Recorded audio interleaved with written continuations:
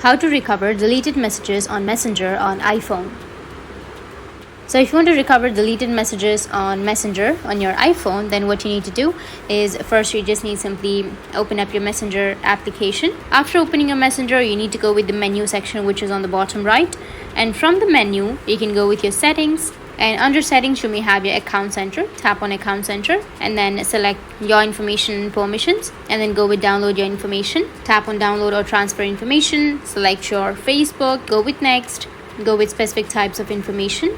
And now you can select messages and then go with next and select download to device. Select the date range. I'll just simply select last week and then go with save. Go with notification email, the format, and tap on create file. Once you create your files, it might take a few minutes or a few hours to create some files, and after that you will receive a notification to your email. So once you receive your notification, you need to come back to the same page and you need to just tap on download and your file will be downloaded. That's how you can recover your deleted messages on Messenger on your iPhone. And if you have any questions, feel free to comment below.